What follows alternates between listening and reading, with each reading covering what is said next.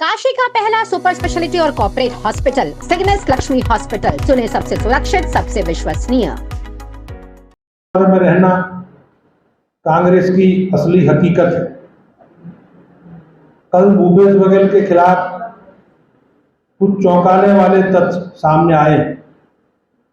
ED की जांच में खुलासा हुआ कि बेटिंग ऐप के प्रमोटर ने छत्तीसगढ़ के मुख्यमंत्री भूपेश बघेल को नियमित भुगतान किया और अब तक कुल 508 करोड़ रुपए दिए गए हैं। 2 नवंबर 2023 को ईडी की खुफिया जानकारी मिली कि 7 से 17 नवंबर और बॉलीवुड अभिनेताओं को भी भुगतान करके ऑनलाइन सट्टेबाजी प्लेटफॉर्म के साथ उनके संबंधों के लिए पूछताछ के लिए बुलाया गया। मेरा आप सब लोगों के माध्यम से निवेदन है कि जिस प्रकार से कांग्रेस पार्टी ने अब भगवान महादेव का भी इस्तेमाल किया है, ऑनलाइन किस प्रकार से एक भ्रष्टाचार का नमूना आप सबके सामने आया है, तो निश्चित रूप से जो भी एजेंसियां हैं वो कार्रवाई करके इस प्रकार के जो स्कैंडल है, इस प्रकार का जो भ्रष्टाचार सामने आया है, उससे कांग्रेस पार्टी का जो चरित्र है, जिस प्रकार से कांग्रेस पार्टी की सरकारों के समय केंद्र में या राज्यों में भ्रष्टाचार हुए हैं, उसका एक जीता जागता उदाहरण है। और सरकार हमारी संकल्पित है कि इस प्रकार के जो भी भ्रष्टाचार, जो भी अनैतिक काम हुए हैं, उन सब की जांच कराकर हम सब लोग, हमारी सरकारें प्रभावी कार्रवाई करेंगी, ऐसी मेरी अपेक्षा है। आप सबका बहुत बहुत धन्यवाद। सत्ता में रहने वाली कांग्रेस पार्टी ने भ्रष्टाचार के नित नए कीर्तिमान स्थापित किए हैं। कांग्रेसी सरकारों के समय जल थल नव में हुए भ्रष्टाचार का परिणाम रहा है कि आज कांग्रेस भ्रष्टाचार का पर्याय बन गई। हर कांग्रेस शासित राज्य में अपने पूर्ववर्ती सरकारों के नेताओं से आगे निकलकर भ्रष्टाचार के नए तरीके और छेद इजाद कर रहे हैं। भ्रष्टाचार की जो संस्कृति कांग्रेस को विरासत में मिली है, उसको आगे बढ़ाते हुए अब छत्तीसगढ़ के मुख्यमंत्री श्री भूपेश बघेल का नाम सामने आया। छत्तीसगढ़ में महादेव बेटिंग ऐप स्कैंडल में कांग्रेस के भ्रष्टाचार की यात्रा एक नई नजीर बन के हम सब लोगों के सामने आई। भ्रष्टाचार के सीएम, छत्तीसगढ़ के सीएम भूपेश बघेल सत्ता में रहकर सट्टा का बड़ा खेल खेल रहे हैं। महादेव ऐप के प्रमोटरों के द्वारा छत्तीसगढ़ में बड़ी संख्या में नकदी ले जाई जा रही है।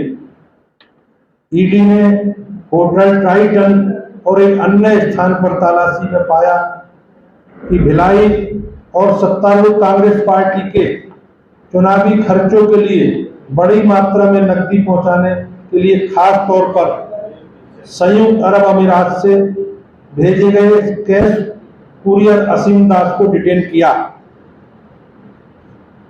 ईडी ने 5.39 करोड़ रुपए की नगद धनराशि असीम दास की कार और उसके आवास से बरामद की है। असीम दास ने स्वीकार किया है कि जब्त धनराशि महादेव ऐप प्रमोटरों द्वारा छत्तीसगढ़ राज्य में आगामी चुनाव के खर्चे के लिए एक राजनेता बघेल को दे जाने की व्यवस्था थी। ईडी ने महादेव ऐप के कुछ बेनामी खातों का भी पता लगाया है, जिसमें 15.59 करोड़ की शेष धनराशि फ्रीज कर दी गई। ईडी ने अमीश दास को गिरफ्तार किया है और इस सट्टेबाजी के सिंडिकेट के प्रमोटर विदेश में बैठे हैं और अपने दोस्तों और सहयोगियों की मदद से भारत भर में हजारों पैनल चला रहे हैं, जो खासकर छत्तीसगढ़ से हैं। उसमें इन्होंने कुछ हजारों करोड़ रुपए कमाए। ईडी ने पहले 4 आरोपियों को गिरफ्तार कर लिया है और 450 करोड़ रुपए से अधिक की आपराधिक आय जब्त कर ली। इस मामले में 14 आरोपियों के खिलाफ मामला दर्ज किया गया। मैं आपके माध्यम से भारतीय जनता पार्टी, सीएम भूपेश बघेल और कांग्रेस से कुछ सवालों के माध्यम से जवाब चाहती। छत्तीसगढ़ में कांग्रेस नेताओं को शुभम सोनी के माध्यम से असीम दास पैसा पहुंचाते थे। क्या ये सत्य है कि असीम दास को एक 22 मैसेज के माध्यम से आदेश दिया गया कि वो रायपुर जाए और भूपेश बघेल को चुनाव खर्च के लिए पैसे दे? क्या ये सत्य है कि 2 नवंबर को वोटर टाइम में असीम दास से पैसा बरामद हुए हैं? क्या ये सत्य है कि अलग अलग अकाउंट के माध्यम से 15 करोड़ रुपए के पीएमएलए के तहत फ्रीज किया गया? क्या ये सत्य है कि असीम दास नामक एक व्यक्ति 5.30 करोड़ रुपए से ज्यादा कैश बरामद हुआ? असीम दास से पूछताछ और उसके पास मोबाइल फोन की फॉरेंसिक जांच और शुभम सोनी के महादेव नेटवर्क में उच्च पदस्थ आरोपियों में से एक द्वारा भेजे गए ईमेल की जांच से चौंकाने वाले खुलासे हुए हैं। इस मामले में पहले से ही भुगतान किए जा चुके हैं, जिसके मुताबिक महादेव ऐप प्रमोटर ने अब तक लगभग 508 करोड़ रुपए का भुगतान छत्तीसगढ़ के मुख्यमंत्री श्री भूपेश बघेल को किया। ईडी ने शुक्रवार को बयान जारी करके कहा है कि असीम दास ने स्वीकार किया है कि जब्त की गई धनराशि महादेव ऐप के प्रमोटरों की ओर से छत्तीसगढ़ राज्य में आगामी चुनाव खर्च के लिए एक राजनेता बघेल तक पहुंचाने की व्यवस्था की गई। रकम भेजने की जानकारी, खुफिया जानकारी मिली। ईडी ने बताया कि उसके पास खुफिया जानकारी थी कि महादेव ऐप के प्रमोटरों की तरफ से छत्तीसगढ़ में मोटी रकम भेजी गई। इसके बाद उसने जाल बिछाकर असीम दास को गिरफ्तार किया और उक्त धनराशि बरामद की है। दास ने होटल टाइटल में खड़ी एसयूवी और भिलाई में एक स्थान पर रकम छिपाकर रखी गई थी। जांच एजेंसी ने पाया है कि महादेव ऐप के कुछ बेनामी बैंक खातों का भी पता लगाया गया, जिसमें 15.59 करोड़ रुपए जमा किए गए। जमा धनराशि को पीएमएलए के तहत जब्त कर लिया गया। महादेव ऐप से जमा धन नेताओं में बांटे गए।